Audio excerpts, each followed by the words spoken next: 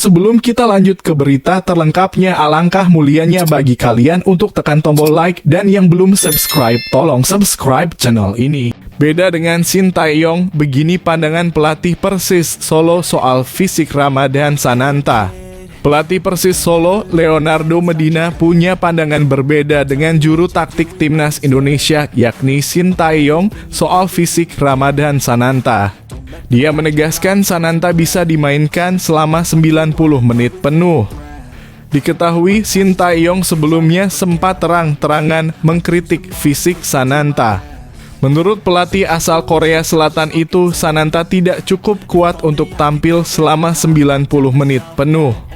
Untuk Sananta, memang secara otot tidak bisa bermain selama 90 menit penuh.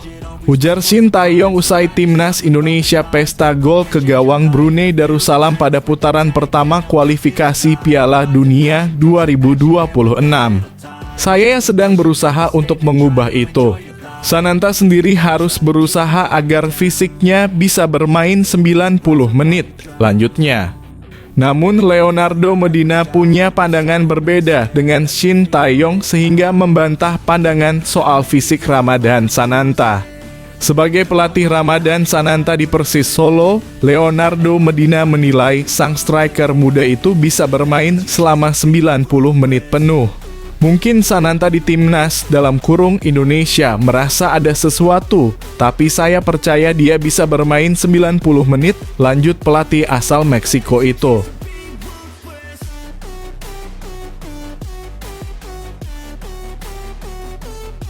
Duet Prabowo-Gibran resmi bantu sepak bola Indonesia, semuanya bisa kagum dan bangga melihatnya. Ketua Umum Partai Gerindra Prabowo Subianto menyebut tengah membangun akademi sepak bola raksasa di Bekasi. Di sana akan ada 7 lapangan latihan.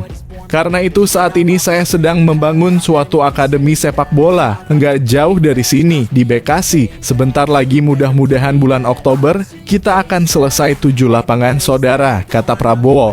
Sementara itu, Mas Gibran juga siapkan event Piala Dunia. Dalam persiapannya, Wali Kota Solo Gibran mengatakan pihaknya mendapatkan target dari FIFA, yakni sebanyak 10. 000 hingga 18. 000 penonton hadir di setiap stadion yang digunakan untuk Piala Dunia U17. Jumlah penonton itu tidak mudah dipenuhi terutama jika bukan timnas Indonesia yang bermain, kata Gibran Rakabuming.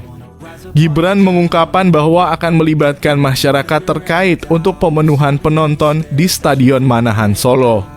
Kami akan melibatkan banyak pihak terutama masyarakat dan semoga bisa 18.000 penonton, katanya.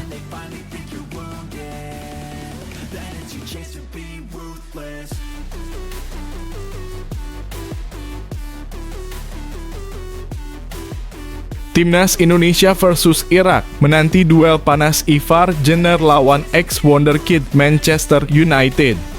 Timnas Indonesia akan bertarung melawan Irak pada putaran kedua kualifikasi Piala Dunia 2026 zona Asia. Laga babak penyisihan grup F tersebut akan digelar di Basra International Stadium Basra. Duel antara kedua tim diprediksi akan berjalan sengit.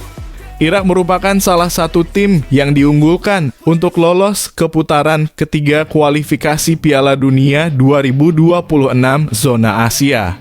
Menariknya, duel kedua tim akan semakin panas terutama di lini tengah. Pasalnya, Ivar Jenner akan menghadapi ex-wonderkid Manchester United Zidane Iqbal.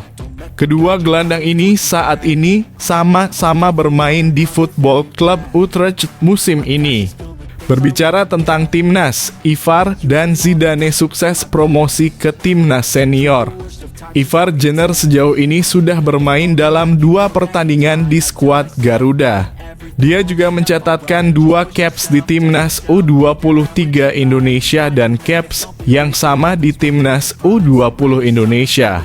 Sementara Zidane Iqbal mencatatkan 4 caps di timnas senior Irak. Hal ini jadi catatan bahwa duel lini tengah kedua tim akan berjalan sengit.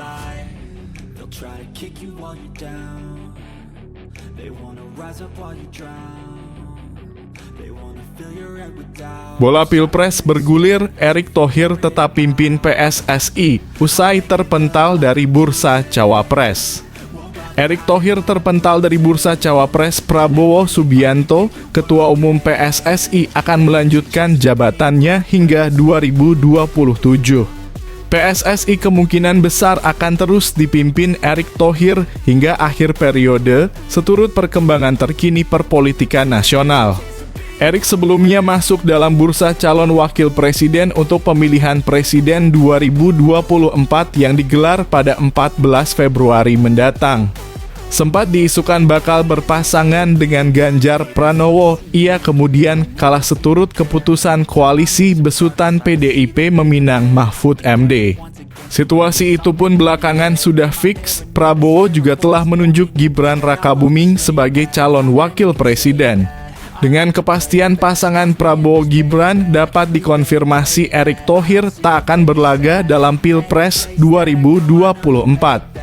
Dengan demikian, PSSI masih akan melihat Erick bekerja sebagai ketua umum sampai masa jabatannya rampung. Andai Erick mengikuti Pilpres 2024 dan terpilih sebagai Wapres, tekanan publik sangat mungkin membuatnya mundur dari PSSI. Media Vietnam sombong sebut timnas Indonesia harus bisa kalahkan timnas Vietnam untuk lolos ke babak ketiga kualifikasi Piala Dunia 2026. MEDIA Vietnam Dua Sao Phan sombong sebut timnas Indonesia harus bisa kalahkan timnas Vietnam untuk lolos ke babak ketiga kualifikasi Piala Dunia 2026. Hal ini mencuri perhatian karena timnas Indonesia sendiri diketahui segrup dengan timnas Vietnam di babak kedua kualifikasi Piala Dunia 2026. Pada babak kedua kualifikasi Piala Dunia 2026 zona Asia, timnas Indonesia dan tim Vietnam tergabung di grup F. Grup ini juga berisi Irak dan Filipina. Secara teori, Irak adalah tim terkuat di grup. Tim-tim yang tersisa akan bersaing memperebutkan posisi kedua.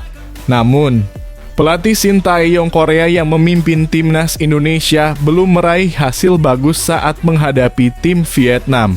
Lanjutnya,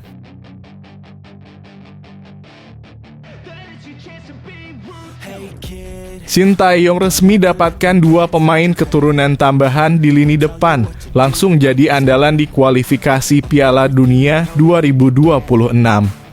SHIN Tae-yong resmi mendapatkan 2 pemain keturunan tambahan di lini depan. Apakah 2 pemain ini langsung menjadi andalan Shin Tae-yong di timnas Indonesia pada babak kedua kualifikasi Piala Dunia 2026 zona Asia yang berlangsung pada November 2023 hingga Juni 2024? Sosok 2 pemain keturunan tambahan yang dimaksud adalah Chow Yun Damanik dan Amar Brkic.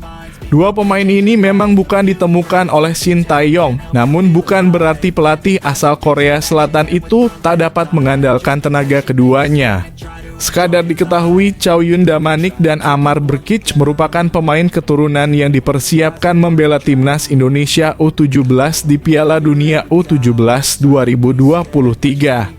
Hal itu berarti Chow Yun Damanik dan Amar Brkic sudah dipastikan memiliki paspor Indonesia dan dapat memperkuat timnas Indonesia U17, U20, U23, dan senior.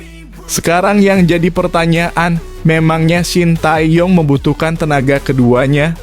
Untuk menjawab pertanyaan itu, Chow Yun Damanik dan Amar Brkic dapat unjuk gigi di hadapan Shin Tae-yong saat memperkuat timnas Indonesia U17 di Piala Dunia U17 2023. Jika selama Piala Dunia U17 2023 Chow Yun Damanik dan Amar Brkic tampil brilian, hanya masalah waktu bagi keduanya memperkuat timnas Indonesia senior racikan Shin Tae-yong.